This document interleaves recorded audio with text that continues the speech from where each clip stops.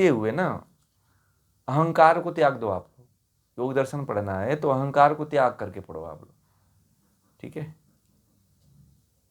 और जब अहंकार को आप लोग त्याग करके पढ़ेंगे तो ही मतलब कि आप इस चीज़ को अच्छी तरह से समझ पाएंगे, योग दर्शन को।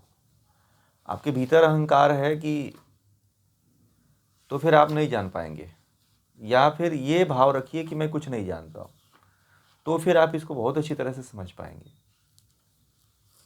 और एक भाव ये भी लोगों के अंदर आता है कि मैं तो समझ ही नहीं रहा हूँ, अच्छा समझ में नहीं आता है, छोड़ देता हूँ, मज़ा नहीं आ रहा है। ये भी सोच करके मत भगिए, मैदान मत छोड़िए। मैं आप लोगों को पकड़ पकड़ के समझाता हूँ, दूसरा कोई इस तरह से नहीं मिलेगा समझाने वाला। आज मैंने कोई कथाकार था तो उससे किसी ने प्रश्न पूछ दिया तो वो गुस्से में हो गया वो,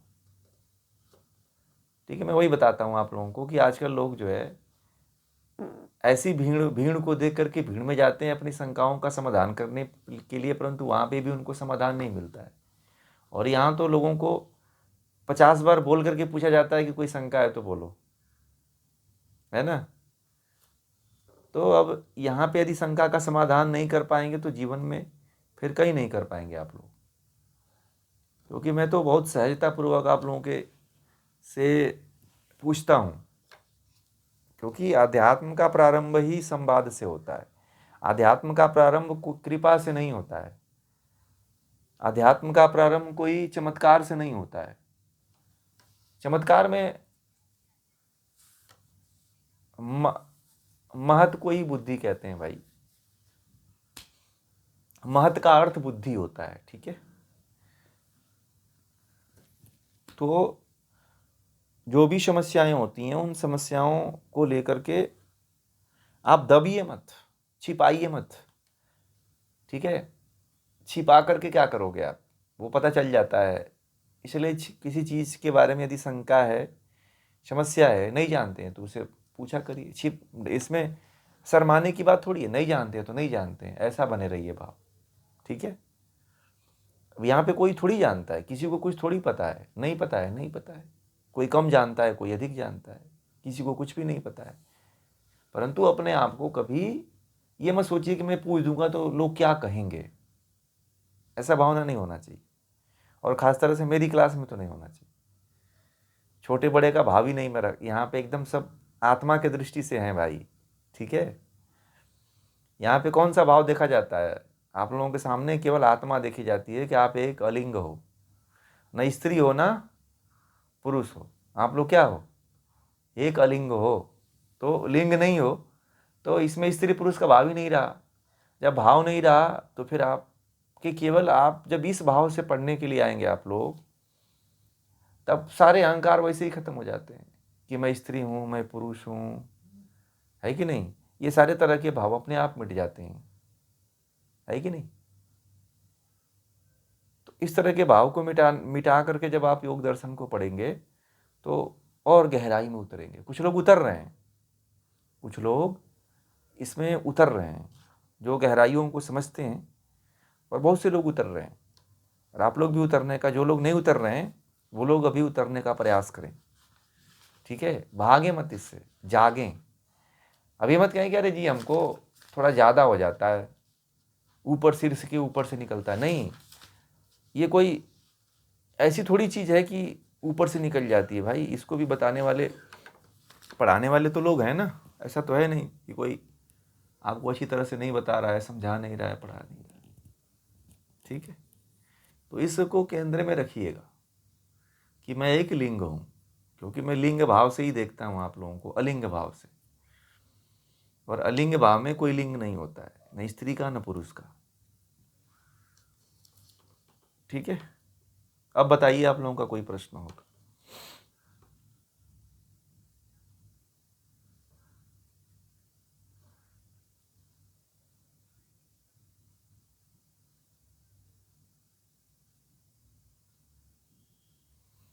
देखिए, उसमें देखिए इसमें ऐसा है कि अब वो बहुत लंबा हो जाएगा जो आप कह रहे हैं ना कि एक एक चीज़ को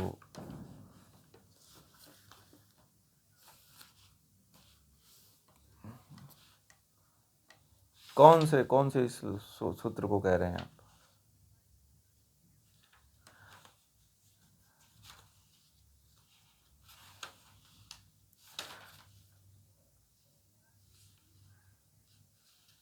तो हाँ, तो इसमें देखिए, इसमें सबसे बड़ा विघ्न के बाद जो है चित्त प्रसादन, मन को एकाग्र करने की बात महर्षि पतंजलि ने कहा था। और उसमें मैत्री, करुणा, मुदिता, उपेक्षा, सुख दुख, पुण्यानाम विषय भावनात् चित्त प्रसादनम। तो उसमें महर्षि पतंजलि ने वो 33वां सूत्र था, उसमें कह दिया था कि मित्रता, सुखी व्यक्ति को देख करके मित्रता का भाव बनाए रखें, दुखी व्यक्ति के साथ व्यक्ति को देख करके जो है करुणा का भाव, और पुण्यात्मा को देख करके प्रसन्नता का भाव होना चाहिए, और जो बुरा व्यक्ति है उसकी उपेक्षा ही कर देनी चाहिए।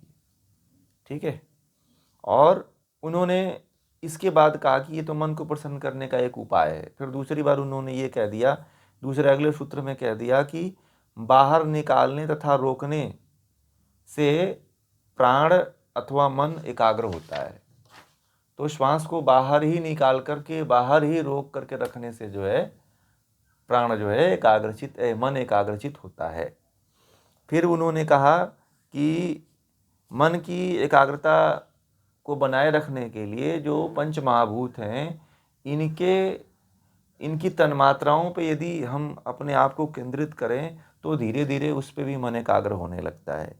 फिर उन्होंने कहा कि शोक रहित, मतलब कि चित्त जो है शोक रहित, मतलब सत्व गुण, कल जिसकी हमने व्याख्या किया था कि सबसे पहले शोक को मिटाइए, और शोक को मिटाने के बाद जो है अपने तमोगुण और रजोगुण को दबा करके जो है सत्व गुण की तरफ जो है मन को एकाग्र करने का प्रयास करिए, तो भी मन एकाग्र हो जाता है। फिर मैंने कहा था कि अगले सूत्र में कि जो वीतराग योगी हैं, जो मुक्त पुरुष हैं, जो मुक्ति को प्राप्त कर चुके हैं, जैसे राजा जनक हैं, कृष्ण हैं, भगवान राम हैं, ब्रह्मा है, विष्णु हैं, महेश हैं, दुर्गा हैं, काली हैं, इनके भी चरित्र के गुण कर्म स्वभाव का यदि आप ध्यान करते हो तो इन पे भी चित्त एकाग्र होता है। परंतु ये नहीं कि इन्हीं के ऊपर मन को टिका के रखना है, नहीं, इस पे केंद्रित करके नहीं रखना है। ठीक है, इस पे मन को केंद्रित करके नहीं रखना है। मन को तो कहाँ केंद्रित करके रखना है? ब्रह्म के तरफ, क्योंकि एक माध्यम है, कुछ समय के लिए केंद्रित करना है, हमेशा के लिए नहीं कि आप वहीं पे बस जो देवी देवता है उन्हीं पे अपने मन को टिका दो तो मुक्त हो जाओगे, नहीं, वहाँ पे टिका करके बस आपको एकाग्र कर लेना है। एकाग्र करने के बाद फिर आपको जो है ब्रह्म के तरफ जाना है, ये ध्यान रखना है। ठीक है, इस तरह से यदि आप करते हैं तो जो है अपने मन को प्रसन्न रख सकते हैं। इतनी बात हुई थी। ठीक है, क्लियर हुआ? तो ये मोटा मोटी रहा, बाकी इसमें विस्तार से तो नहीं बता पाए। विस्तार के लिए तो आपको फिर क्लास का भाव ही कुछ अलग होता है। तो